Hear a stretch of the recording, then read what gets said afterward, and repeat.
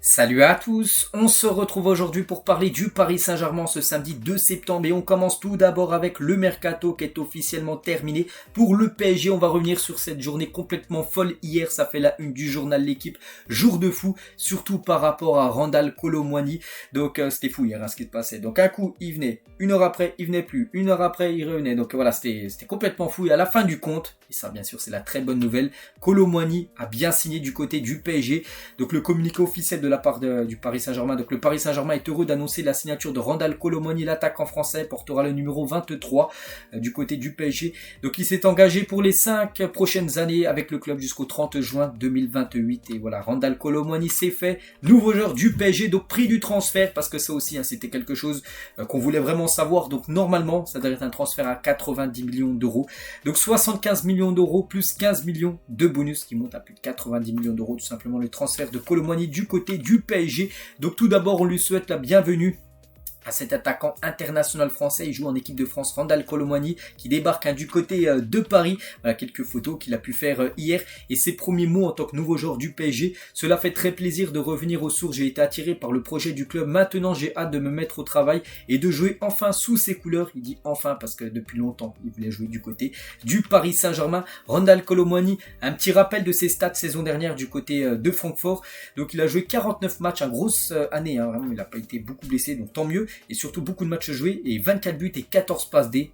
Pas mal, il a été décisif sur, ça fait combien, 38 buts, un but plus passe D en 49 matchs joués. Pas mal bien sûr pour Randal Kolo Muani. Donc voilà, et cette saison, un petit rappel, parce qu'il a déjà joué avec l'équipe de Francfort, il a déjà marqué 2 buts en 3 matchs joués. Donc il était déjà parti très fort en Allemagne maintenant, en espérant qu'il reparte aussi fort, mais cette fois-ci en France avec le Paris Saint-Germain. Et du coup, avec l'arrivée de Randal Kolo Muani, l'attaque du PSG 100% française, Mbappé, Dembélé, Kolo Muani. À noter les gars que ces trois-là sont les trois attaquants de l'équipe de France, quasiment même titulaires. Donc voilà, les derniers matchs en équipe de France, c'était Kolo Muani 9, c'était Mbappé à gauche et c'était Dembélé à droite. Donc en gros, ce trio-là sera le trio du PSG et de l'équipe de France. Donc c'est une bonne nouvelle, que ce soit pour la France et aussi pour le PSG, bien évidemment, surtout pour l'équipe de France, parce que l'équipe de France pourra utiliser le travail du PSG de Luis Enrique au profit après des Bleus, vu qu'il y aura des connexions au PSG, les connexions aussi se ressentiront du côté de l'équipe de France. Donc voilà, c'est incroyable bien sûr d'avoir, je crois qu'on est la seule nation, on va dire en France, à avoir ces trois attaquants ensemble dans le même club. Donc voilà, si vous regardez les autres sélections, il y a toujours par rapport aux attaquants, il y a toujours ils jouent dans des clubs différents et pas en France, parce que les trois attaquants jouent ensemble au PSG. Donc ça c'est énorme. Et voici les 13 plus gros transferts de l'histoire de la Ligue 1. Donc du coup, Kolo Muani rentre sur le podium. Il est à la 3e position, 90 millions d'euros. Il est derrière Mbappé et Neymar, bien sûr, depuis 2017, c'est les deux premiers. Et Kolo Muani, du coup, 3e position, 90 millions d'euros. À noter que Barcola aussi, qui a été transféré avant-hier, il est à la 12e position, 45 millions d'euros. Donc voilà, les 12 premiers, c'est que des joueurs qui sont arrivés du côté du PSG par rapport aux transferts les plus gros de la Ligue 1. On prend en compte tous les clubs, bien sûr, du championnat français. Et du coup, avec l'arrivée de Randal Kolo Muani, le vivier offensif du PSG cette saison, c'est quelque chose. Là, c'est vrai que c'est du très très lourd. Là, il n'y a rien à dire. Donc c'est vrai qu'on a parlé de Kolo Muani, mais il faut oublier Gonzalo Ramos. C'est-à-dire que le PSG a 2 voire 3 neufs, parce qu'il y aura aussi Hugo Ekitike qui n'a pas quitté le club, on en parlera tout à l'heure pourquoi. Donc voilà, ça fait 3 neufs, alors que le PSG n'avait pas de neuf là ces dernières années. Donc là, il y aura le choix. Comme ça a ramené une énorme concurrence, bien sûr. On verra comment on va faire jouer, bien sûr, Luis Enrique et l'équipe. Et sinon, il y a Asensio, Barcola, Dembélé, Kangin Lee et bien évidemment Mbappé. Donc voilà, c'est quand même très très costaud. C'est vrai qu'il n'y a pas des noms la saison dernière, avec par exemple Messi et Neymar qui étaient aussi des très grands noms. Mais là, déjà, on peut voir que que le PSG a voulu ramener comme des Français, parce que quand tu ramènes Barcola, quand tu ramènes Dembélé, quand tu ramènes Kolo Muani, c'est que voilà, le PSG voulait comme des joueurs français. Donc à voir les gars, c'est vrai que c'est impressionnant quand même. L'attaque du Paris Saint-Germain, je pense que ça doit faire peur dans les équipes adverses, bien sûr, avec une attaque comme ça. Et Nasser, les gars, sur Kolo Muani, il a dit: nous sommes heureux d'accueillir Randal Kolo Muani, international français originaire de Paris. Donc il rejoint sa ville, sa maison. Nous avons beaucoup œuvré pour réaliser ce transfert. Randal est un joueur formidable qui joue pour son pays et qui est impliqué à 100% dans notre projet. Je suis impatient de voir Randal porter les couleurs du PSG, tout donner pour le club. Et c'est vrai que les gars, le feuilleton Kolo Muani, ça a pris du temps. Souvenez-vous, tous les jours, les gars, je suis sur une vidéo sur le PSG et on a parlé d'Harry Kane, on a parlé Vlahovic. Il y avait une époque, c'était Vlahovic, Gonzalo Ramos. Bon, il est arrivé, Gonzalo Ramos. Il y a plein d'autres noms qu'on a pu entendre. Lukaku, j'ai entendu aussi une rumeur, Lautaro Martinez, et du coup, c'est bien Kolo Muani. On parlait aussi, on a parlé depuis un mois et demi. C'est bien lui, le nouvel attaquant du Paris Saint-Germain. Et du coup, le sondage de la source parisienne, nouveau sondage après la validation du dossier Kolo Muani. Alors, êtes-vous content du mercato du PSG? Très content, moyen, c'est raté. Bon, raté, c'est impossible de mettre ça. 2300 votes, chacun son point de vue. Et la plupart, dont moi j'ai mis 65% mis très content. Il y en a 29 qui ont mis content. Voilà, peut-être qu'attendre encore plus. Mais bon, je trouve qu'avec ce qu'a fait le PSG, c'est déjà pas mal. Le PSG a investi 300 millions d'euros quand même sur le mercato. Donc, c'est quand même une énorme somme. Et pour moi, voilà, je suis très content, bien sûr, de ce qu'a réalisé le PSG avec des joueurs en plus qu'on la grinta. Voilà, des joueurs comme Lucas Hernandez, des joueurs qui vont, je pense, donner beaucoup et qui ont peut-être l'amour du maillot, surtout des joueurs qui veulent venir au PSG, parce que Kolo Muani, c'est pas le PSG qui l'a forcé. Regardez, il est parti quasiment au clash avec son équipe de Francfort pour venir du côté de Paris. C'est des joueurs comme ça qu'il faut, bien sûr, du côté du club parisien. Et du coup, le mercato parisien est du coup terminé, et du coup, on va faire le bilan. Donc nouveau coach, Luis Enrique. Les défenseurs, donc il y a Tenas, c'est le gardien. Skriniar, Lucas Hernandez. Milieu de terrain, Cherendour, Ugarte, Xavi Simons, qui a été prêté à Leipzig. Il ne faut pas oublier lui qu'il reviendra l'été prochain. Et Kangili est attaquant, donc là c'est lourd. Sensio, Ramos, Dembélé, Barcola et Kolo Muani. Donc oui, quand on me demande la question là, pour moi c'est très content avec un mercato comme ça. Qui voulez-vous le plus?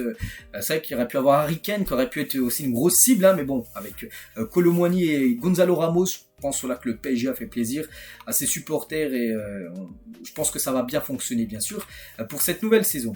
Et surtout niveau prix, donc on peut voir voilà tous les joueurs, le prix que ça a coûté. Donc Kolo Muani est bien le joueur qui a coûté le plus cher sur ce mercato, et tout ça cumulé, voilà, ça monte à quasiment 300 millions d'euros à peu près, bien sûr, tous ces transferts.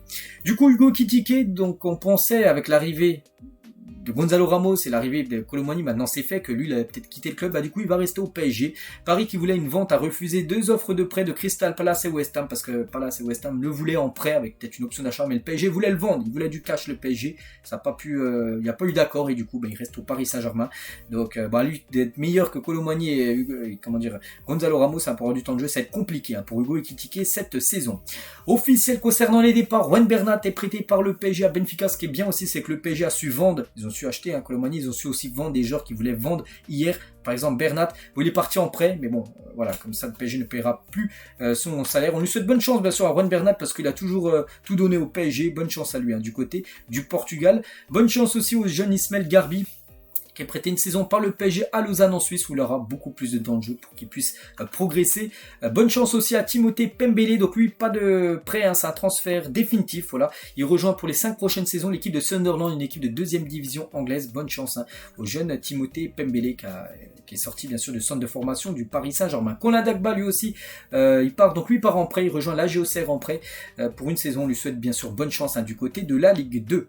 Et du coup attention, parce que c'est pas fini, pas avoir encore des départs, par exemple des Verratti ou même Draxler, ces 2 joueurs qui sont toujours au PSG là en ce 2 septembre, mais ils peuvent toujours quitter le club parce que les marchés sont encore ouverts, notamment en Belgique, jusqu'au 6 septembre peuvent recruter les clubs belges, en Suisse 7 septembre, en Grèce 11, Turquie 15, Qatar 18 et surtout l'Arabie Saoudite qui a beaucoup recruté jusqu'au 20 septembre. Donc Qatar et Arabie Saoudite.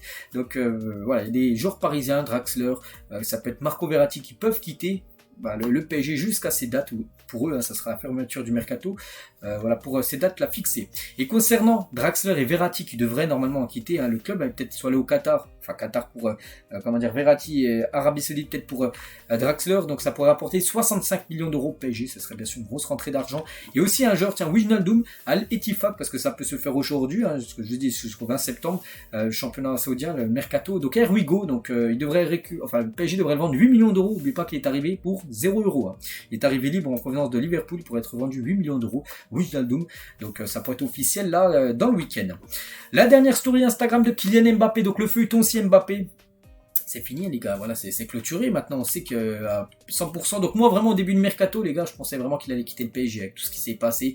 La période, souvenez-vous quand il était écarté, du groupe où le PSG l'avait dit, même Nasser il a dit s'il veut pas prolonger donc on le vendra. Pour moi vraiment là j'étais sûr pas à 100%, on n'est jamais sûr à 100%, mais à 95% qu'il a quitté le PSG et du coup il reste au PSG. Ça allait beaucoup mieux, on a pu voir qu'il a été réintroduit dans le groupe, tout ça. Donc tant mieux hein, bien évidemment. Donc maintenant il va falloir au fil là des futurs mois, avant l'été prochain, essayer de le prolonger, hein, parce qu'il y a une prolongation peut-être jusqu'en 2026, comme ça il pourrait, avec une clause de départ en 2024, comme ça le PSG pourrait le vendre l'été prochain.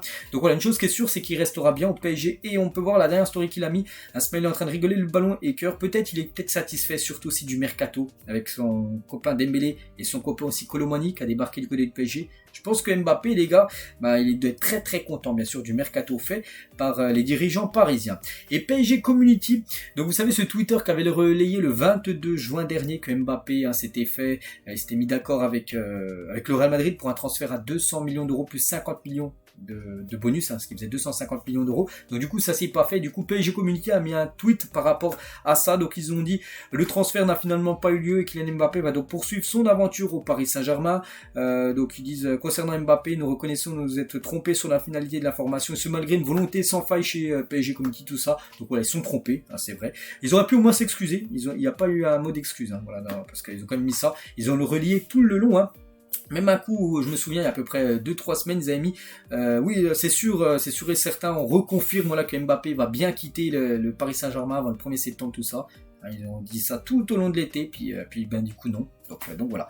Bon, ils sont trompés, bon ça arrive bien évidemment, mais c'est que j'ai pu voir, ils ont perdu énormément d'abonnés sur leur page Twitter. Bref, on continue les gars, on va parler du match du week-end demain, donc avec le déplacement du côté de Lyon, mais il passe à 20h45 bien sûr cette rencontre. Je ferai certainement un débrief à la fin du match, demain, et on fera l'avant-match demain, bien sûr avec la conférence de presse de Luis Enrique cet après-midi. Bref, donc concernant l'entraînement aujourd'hui, donc Bradley Barcola fait ses premiers pas ce matin à l'entraînement du PSG. Bradley Barcola, nouvelle recrue, donc il a passé bisutage, voilà, une aide d'honneur bien sûr, il a reçu de l'eau, des petites tapettes à Bradley Barcola, et aujourd'hui c'est un jour spécial parce que c'est son anniversaire à Bradley Barcola. Il fête aujourd'hui ses 21 ans, en ce 2 septembre, on lui souhaite bien sûr un bon anniversaire aux jeunes parisiens. Concernant les sélections, parce qu'après le match là, c'est la trêve internationale pendant 2 semaines, ça sera les matchs des clubs, des pays plutôt, désolé. Donc Donnarumma est convoqué avec l'Italie, Cherendou avec l'Italie U21, voilà, 2 joueurs du PSG. Concernant Verratti, il n'a pas été appelé par Luciano Spalletti, le nouveau sélectionneur de l'Italie. Concernant du côté du Portugal, donc Danilo Pereira, Vitinha et Gonzalo Ramos ont été appelés avec par Roberto Martinez, le sélectionneur portugais. Du côté de l'Espagne, les gars, donc notez que Fabien Ruiz a été appelé pour le prochain rassemblement de la sélection espagnole.